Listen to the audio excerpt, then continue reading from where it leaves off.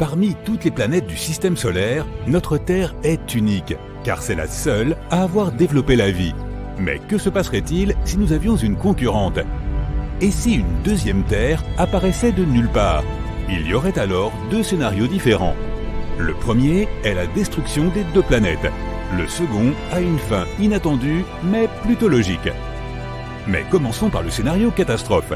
Une deuxième Terre, avec les mêmes conditions, ne pourrait exister que si elle recevait exactement la même quantité de lumière solaire que notre planète. L'orbite que suit notre Terre est idéale pour recevoir la quantité nécessaire de chaleur solaire. Si nous étions un peu plus loin, la surface entière de notre planète ressemblerait à l'Antarctique. Et si la Terre était un peu plus proche du Soleil, nous vivrions tous dans un immense désert, peuplé de très rares êtres vivants. Donc, pour que la deuxième Terre soit identique à la nôtre, il faudrait qu'elle suive l'orbite de notre planète. Deux objets massifs peuvent exister à proximité l'un de l'autre. L'union de la Terre et de la Lune en est un excellent exemple. Mais si le deuxième objet était aussi lourd et massif que notre planète, il n'y aurait pas assez d'espace pour les deux. La gravité de deux Terres serait un énorme problème. Les deux mondes entreraient en collision car ils seraient tirés l'un vers l'autre. Ce processus durerait des centaines de millions d'années. À la fin, les deux planètes se transformeraient en un seul monde géant. Et leur reste volerait autour de la planète nouvellement formée, ressemblant aux anneaux de Saturne. Ou bien l'une des planètes pousserait l'autre hors de son orbite. Dans ce cas, l'une des terres se précipiterait vers le Soleil et se consumerait comme une allumette. Il est également important de se rappeler que la Terre se déplace à une vitesse de 105 000 km/h en permanence. C'est plus de 80 fois plus rapide que la vitesse du son. Et maintenant, imagine deux énormes planètes qui se dirigent l'une vers l'autre à une telle vitesse. Même un organisme microscopique vivant dans la bouche d'un volcan n'aurait aucune chance de survivre à la collision des deux terres. Même la Lune serait déchirée en morceaux par le souffle de l'explosion. Maintenant, imaginons que la jumelle de la Terre suive une autre orbite, quelque part entre Mars et la Terre. Même dans cette situation, la vie des humains changerait à jamais. À propos, la théorie selon laquelle la Terre pourrait avoir une jumelle est apparue il y a longtemps. Les scientifiques d'autrefois pensaient que la deuxième planète pouvait se cacher du côté opposé du Soleil. Grâce aux technologies modernes en astronomie, nous savons que cette théorie n'est pas fondée. Sinon, nos télescopes et autres équipements auraient déjà capté des signaux de cette planète. Les scientifiques étudient des objets spatiaux à des milliers d'années-lumière de nous. Ils auraient donc certainement remarqué un autre monde dans notre proche voisinage. Quoi qu'il en soit, imaginons que la deuxième Terre existe bel et bien et que nous l'ayons découvert récemment. L'ensemble du domaine de l'astronomie et de l'astrophysique recevra immédiatement des centaines de milliards de dollars de financement. L'étude de la jumelle de la Terre deviendra un objectif prioritaire. Les experts avanceront des centaines d'hypothèses sur l'apparence de la deuxième Terre et sur ce qui s'y passe. La planète se trouve presque à la même distance du Soleil que nous. Cela signifie que le climat doit y être le même. Bientôt, les scientifiques découvrent que le sosie de la Terre a de l'eau liquide et des continents. Mais ils ne sont pas comme les nôtres. Leur forme et leur emplacement sont différents. Il est très probable que la vie y existe aussi. Mais quelle est son origine ? Il existe une hypothèse selon laquelle la vie sur notre planète est apparue grâce à des acides aminés apportés par une météorite. Il est très improbable que la même chose soit arrivée à un autre monde. La vie y est très probablement apparue de façon totalement différente. Peut-être que les poissons ne sont pas sortis de l'eau sur cette planète et que les premières créatures intelligentes sont apparues dans l'océan. Il pourrait s'agir d'amphibiens avec des écailles et des nageoires, ou de monstres ressemblant à des pieuvres avec d'énormes tentacules. Les poissons de la deuxième Terre ont pu sortir de l'eau et développer des membres. Mais s'ils n'aimaient pas marcher sur le sol, alors ce monde pourrait être habité par des hommes-oiseaux intelligents. Ou bien la vie pourrait avoir pris naissance dans les profondeurs du sol. L'évolution aurait alors créé des taupes humanoïdes ou des vers très développés. Pour en avoir le cœur net, les scientifiques y envoient un rover. Une mission similaire a été un succès sur Mars. Alors il ne devrait pas y avoir de problème avec celle-ci. Les terriens attendent. Que va trouver le rover de l'autre côté ? Il faudra plusieurs années pour qu'il arrive là-bas. Étrangement, 2 jours après le lancement, il revient. Mais ce n'est pas notre sonde spatiale. Pendant tout ce temps, les habitants de la seconde Terre ont aussi observé notre planète. À un moment donné, ils ont aussi envoyé une sonde. Elle est faite des mêmes matériaux que les nôtres. Elle est équipée d'une caméra et d'un appareil d'enregistrement. Mais les terriens sont inquiets car le rover ressemble à une araignée mécanique. Se peut-il que des tarentules géantes vivent dans ce monde ? Les scientifiques comprennent que nous devons communiquer. Nous envoyons à nos visiteurs un signal radio contenant des informations sur notre civilisation. Ils captent ce message et envoient le leur. Il contient des inscriptions étranges qui ressemblent à du charabia. Les linguistes du monde entier essaient de les déchiffrer. Pendant ce temps, les astronomes envoient aux visiteurs un enregistrement de la parole humaine. Quelques jours plus tard, nos satellites captent un message de nos voisins de l'espace avec leur voix. Les scientifiques sont sur le point de diffuser l'enregistrement. Le monde entier retient son souffle. Et c'est un grognement. Un grognement terrible et absolument incompréhensible. Il comporte des pauses et un rythme inhabituel, mais il ne ressemble en rien à une parole humaine. La planète entière panique. Tout le monde se prépare à une invasion. Le plus important maintenant est de construire des boucliers pour protéger la planète. Personne ne peut décrypter les messages. Il est possible que nos voisins ne nous comprennent pas non plus. Les gens font une dernière tentative pour établir une forme de contact. Nous envoyons une vidéo pour expliquer à nos hôtes, à l'aide de gestes et de signes, que nous ne voulons que la paix et la collaboration. La réponse ne se fait pas attendre. Notre satellite reçoit leur fichier vidéo. Les scientifiques visionnent l'enregistrement et il est choquant. On y voit des dinosaures dans des combinaisons robotisées. La vie sur la deuxième Terre s'est développée de la même manière que sur notre planète. Mais la fameuse météorite colossale n'y est pas tombée. Au cours de millions d'années d'évolution, les dinosaures sont devenus conscients. Dans la vidéo, ils grognent et pointent avec leurs griffes l'image de notre Terre. Puis ils se mettent à grogner encore plus fort. Et, est-ce un rire ?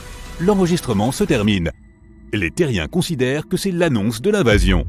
Plusieurs années se sont écoulées. Pendant ce temps, les scientifiques ont échangé plusieurs fois des messages avec les dinosaures. Et il semble que nous commencions à les comprendre.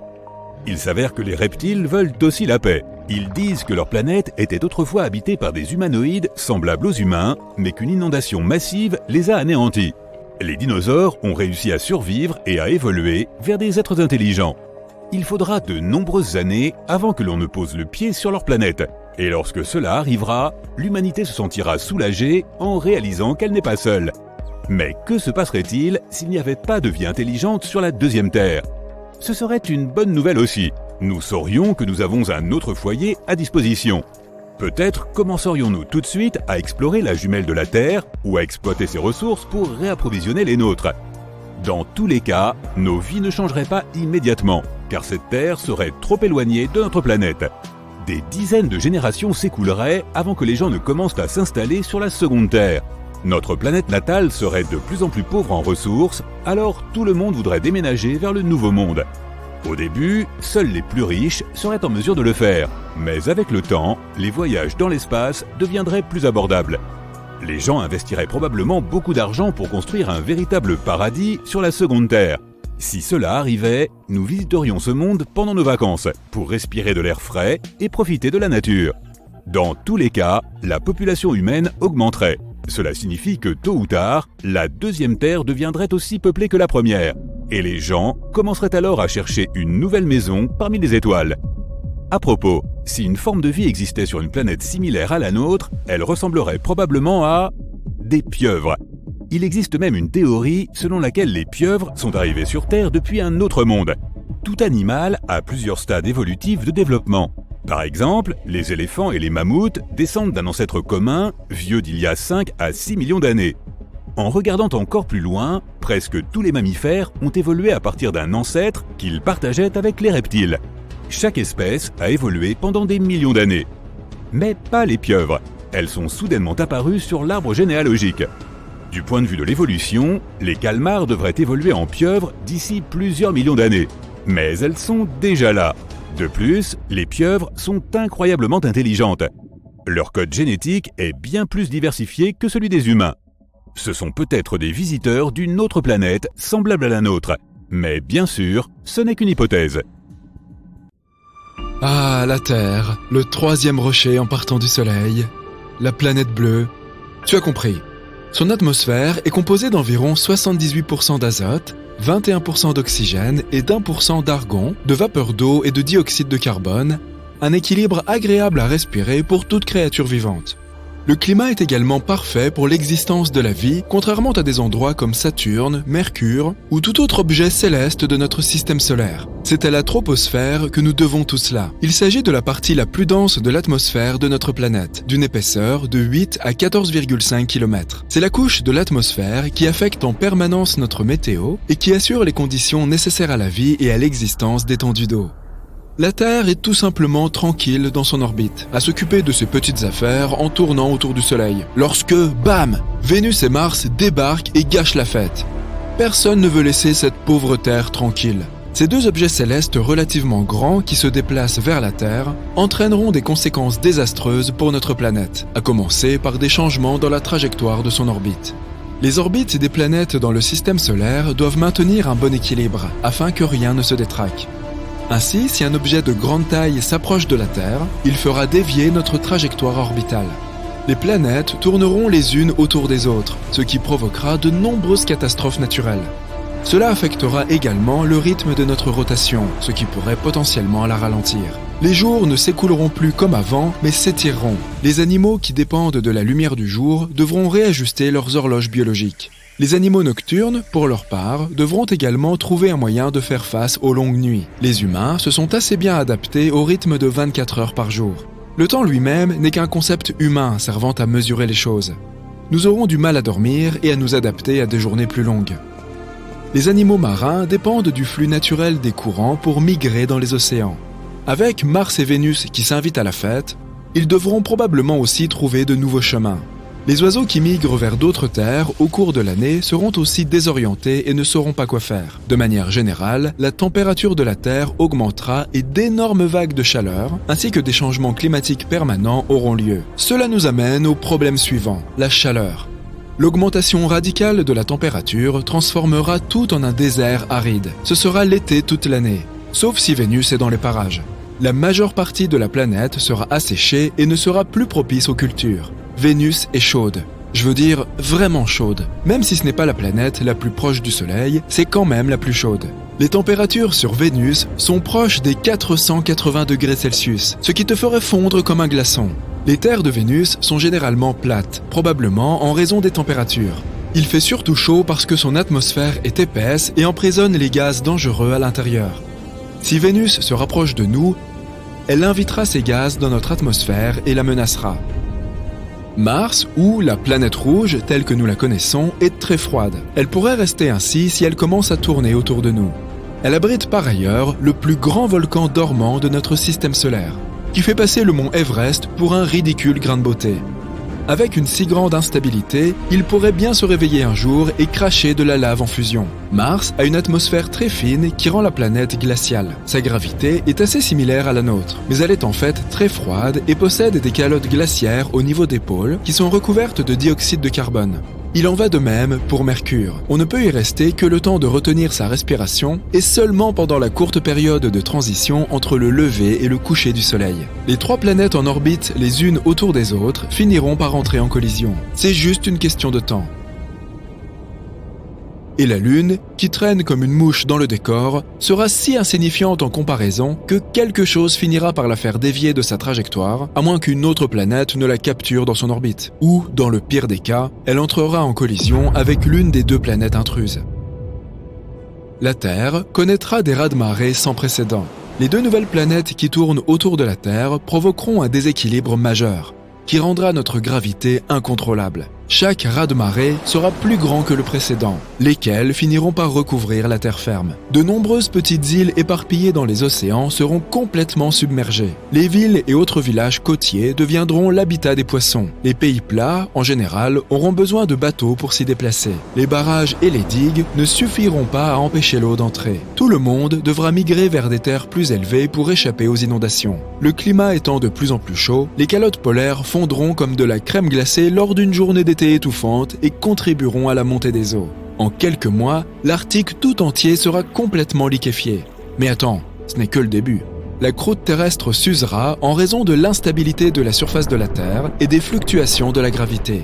Elle est probablement composée d'oxygène, ce qui signifie que nous marchons pratiquement sur l'air.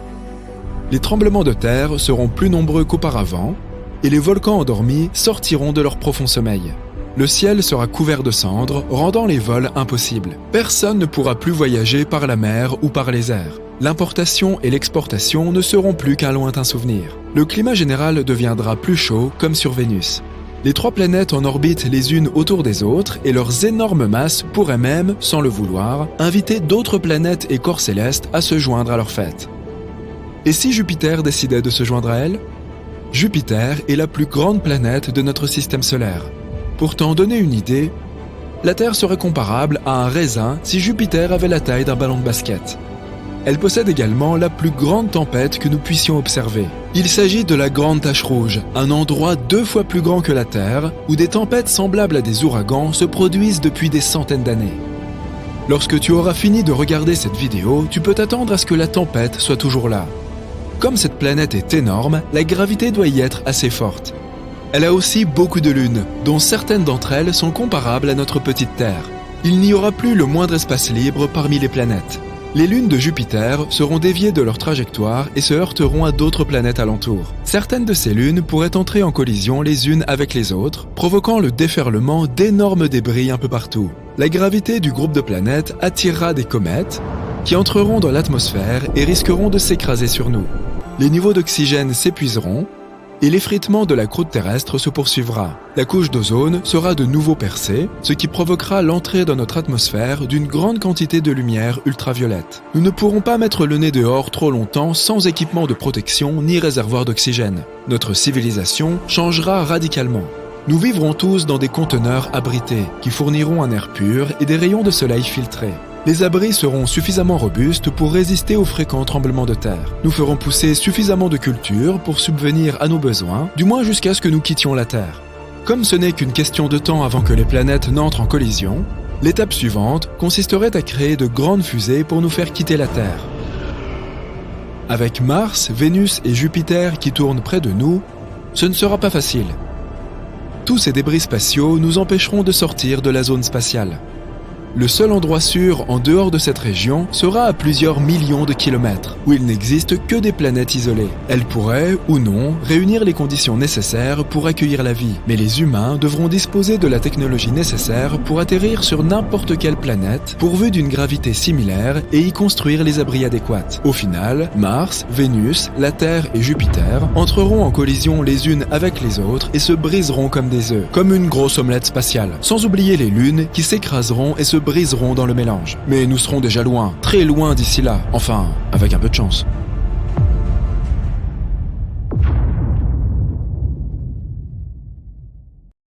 Tu te trouves à bord d'un vaisseau qui traverse l'espace à une vitesse de 290 000 km par seconde, soit quasiment la vitesse de la lumière. Mets-toi à l'aise car le voyage va être long. Il durera un peu plus de 90 ans. Il est préférable d'utiliser une capsule cryogénique pour ne pas s'ennuyer.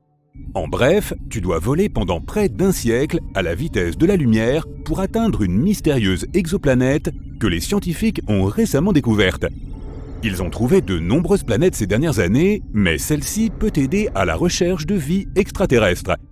La planète ressemble à une boule bleu foncé et porte un nom technique complexe composé de lettres et de chiffres.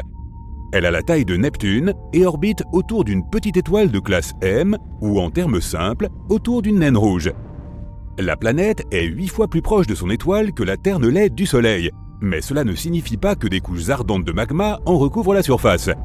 La température sur cette exoplanète est plutôt basse et similaire à celle de la Terre. C'est parce que la naine rouge n'est pas aussi chaude que notre Soleil. Mais le plus excitant, c'est que l'atmosphère de cet objet spatial est composée de vapeur d'eau, ou d'hélium hydrogène. Les scientifiques n'en sont pas sûrs, c'est pourquoi ils l'observent activement. Mais s'il y a de l'eau dans son atmosphère, alors la vie pourrait y exister. Il est peu probable que nous y découvrions de grandes créatures, mais même des bactéries microscopiques feraient sensation. Une autre raison pour laquelle les scientifiques gardent les yeux rivés sur cette planète est son origine. S'ils découvrent de quoi est faite l'atmosphère de la planète, ils comprendront comment de tels objets peuvent se former autour des naines rouges. Ce sera une autre petite brique dans notre compréhension du fonctionnement de l'univers. Même s'ils découvrent la vie sur cette étrange planète, il sera impossible de la transporter de là-bas jusqu'à nous pour l'étudier. Heureusement, il y a un autre objet massif près de la Terre où les microbes peuvent vivre. Et il est situé à l'intérieur de notre système solaire. En 2020, les scientifiques ont détecté une étrange substance gazeuse dans l'atmosphère de Vénus. Il s'agissait de résidus chimiques de phosphine. C'est une découverte importante car la phosphine existe sur Terre près de certains microbes. On a par exemple récemment découvert de la phosphine dans le corps des pingouins. De nombreuses personnes ont commencé à émettre des théories selon lesquelles ces animaux nous seraient venus de Vénus. Mais bien sûr, c'est assez éloigné de la vérité. On peut aussi trouver cette substance dans les marécages et la boue. Ce fut donc une grande surprise lorsqu'ils ont trouvé des résidus de phosphine sur une autre planète. Étrange car la vie à la surface de Vénus ne peut très probablement pas exister. La température et la pression sur cette planète sont tout simplement trop élevées. Pourtant, haut dans le ciel de Vénus, les conditions ne sont pas si terribles. Peut-être que certains microbes y vivent, mais les scientifiques savent aussi que des volcans y entrent souvent en éruption. Une trace chimique de phosphine peut apparaître à la suite de ces éruptions. Si c'est la véritable raison de l'apparition de cette phosphine, ils ne trouveront probablement aucune trace de vie. Toutefois, ils dépensent beaucoup d'argent à l'étude de cette planète. Mais revenons à l'espace profond. Au cours des 20 dernières années, les scientifiques ont découvert une quantité d'exoplanètes, à la fois loin et pas très loin de nous. Certaines d'entre elles orbitent autour de naines ou de grosses étoiles, mais d'autres sont entièrement seules. Elles n'appartiennent à l'orbite d'aucune étoile. Elles sont abandonnées là, dans l'espace vide et froid. Un autre élément intrigant est que les scientifiques n'ont pas encore trouvé de système planétaire similaire à notre système solaire. Toutes les exoplanètes lointaines sont situées à des distances différentes de leur étoile. Leur taille et leur masse ne sont pas semblables à celles de nos planètes. Nous les appelons exoplanètes car elles se trouvent au-delà de notre système solaire. Les super-terres sont un autre type d'objets spatiaux fascinants. Si une planète pèse de 2 à 10 masses terrestres, est 2 fois plus grosse et reçoit de l'énergie d'une étoile, on la qualifie de super-terre, sans plus de similitude avec notre maison. Une super-terre peut être composée de gaz, de roches, d'eau, de glace, de feu, d'acide, de verre ou de diamants. Les scientifiques n'ont pas encore trouvé de super-terre possédant des conditions idéales pour les humains. Non pas parce que toutes les planètes sont hostiles à la vie, mais parce que notre corps a évolué et s'est adapté à la Terre spécifiquement. Nous ne savons pas grand-chose des super-terres. Elles contiennent une quantité colossale d'énergie à cause de leur énorme masse. Et cette énergie est libérée. Par conséquent, des éruptions volcaniques et des tremblements de terre se produisent fréquemment sur nombre de ces planètes. Des orages s'y produisent aussi presque tous les jours. Et d'ailleurs, une journée là-bas excède plusieurs fois la durée de notre journée de 24 heures. Imaginons que tu sois à nouveau dans le vaisseau spatial, en route vers une super-terre. La voilà, massive, orange, majestueuse. Tu enfiles une combinaison spatiale, tu montes dans une capsule et tu changes d'avis. La planète entière ressemble à une boule ardente en ébullition. S'il y a de la vie, ce doit être des créatures invulnérables. Or, tu ne l'es pas vraiment. Alors tu poursuis ton chemin pour chercher une autre super-terre. À quelques années-lumière de là, cette boule géante semble être un endroit accueillant. Mais attends, cette planète est située très loin de son étoile. La température y est si basse que même les molécules gèlent. L'Antarctique ressemble à un désert torride comparé à cette super-terre. Tu continues ton voyage et tu trouves enfin l'endroit parfait. Celle-ci est 3 fois plus lourde et 2 fois plus grande en taille que la Terre. Elle est composée de roches, de gaz et peut-être d'eau. Tu descends sur la planète à bord de ta capsule de transport, tu ouvres la porte et tu fais un pas. Tes jambes sont trop lourdes, tout ton corps a pris du poids. Tu as l'impression de porter un énorme sac de briques sur ton dos. Tu ne peux même pas marcher sur quelques mètres. Et la raison de ce phénomène est la gravité. Plus le poids de la super-terre est élevé, plus sa force gravitationnelle est grande. Tu es pressé contre le sol et tes muscles sont trop faibles pour cela. De plus, la gravité accrue provoque des fluctuations actives des plaques tectoniques. Des tremblements de terre et des glissements de terrain se produisent assez souvent sur cette planète. La surface rocheuse est en constante évolution. Pour vivre sur une telle planète, tu devrais développer une nouvelle technologie pour construire des maisons. Tu remontes dans la capsule et tu t'envoles, mais pas trop loin. La gravité de la planète ne permet pas à ton vaisseau de s'élever haut dans le ciel. C'est comme si des cordes te tiraient vers le bas. Tu utilises tout le carburant restant pour vaincre la gravité et aller au-delà de l'atmosphère. Un autre problème avec ces mondes est celui des météorites. La gravité attire non seulement ton vaisseau, mais aussi les gros objets spatiaux qui passent à proximité. Un astéroïde géant peut dévier de sa route à cause de l'attraction de la super-terre. Il peut s'abattre sur la planète sous la forme d'une pluie de météorites. Or, la vitesse de chute est aussi plus rapide, donc la destruction sera d'autant plus massive. Mais la pire chose qui puisse arriver à la super-Terre est l'arrêt total de son noyau, causé par une trop forte pression. Des centaines de milliards de tonnes de roches solides peuvent comprimer le cœur de la planète. Or, le noyau doit toujours être en mouvement pour remplir sa fonction principale, faire fonctionner le champ magnétique. Les tempêtes solaires et les radiations cosmiques peuvent créer de graves problèmes pour toute vie à la surface. Sur Terre, ces tempêtes perturbent le fonctionnement de l'électronique et affectent la santé humaine. Cela se produit même si de petits trous apparaissent dans le champ magnétique. Et que se passera-t-il si toute la protection disparaît ? L'énergie de l'étoile la plus proche et les radiations de l'espace lointain balayeront rapidement la super-Terre et rendront impossible le développement de la vie. Tous ces imprévus peuvent arriver à une super-Terre remplissant les conditions idéales pour vivre, et une telle planète est une rareté. La plupart des super-Terres ont des surfaces et des atmosphères aux conditions dantesques. Il existe une planète où l'air est si chaud qu'il peut évaporer les métaux. Le vent ardent divise simplement toute substance solide en molécules. Une telle super-Terre ressemble plus à une étoile qu'à une planète ordinaire. Il existe aussi une autre super-Terre entièrement recouverte d'eau. Tu n'y trouveras pas un seul morceau de terre ferme. L'océan inonderait n'importe quelle île en une seconde. Et sous l'eau, il y a des volcans. Ils entrent en éruption presque toutes les heures, libérant des milliards de tonnes de magma. À cause de son poids important, la planète est légèrement inclinée. Lorsqu'elle tourne autour de son axe, l'eau se dirige d'un côté à l'autre. Cela crée d'énormes tsunamis, plus grands que le mont Everest. Et que penses-tu d'une super-Terre où il pleut des diamants ou de l'acide sulfurique ? La surface d'un autre monde lointain est balayée par des vents composés de verre. Comme il y a beaucoup de feu et de sable, lorsque l'air chaud brûle ces particules de silice, elles se transforment en verre. Parmi toutes ces planètes, la nôtre semble donc être un petit paradis. Mais peut-être que pour certains organismes étranges, vivant à l'autre bout de la galaxie, la Terre peut sembler être un monde terriblement hostile.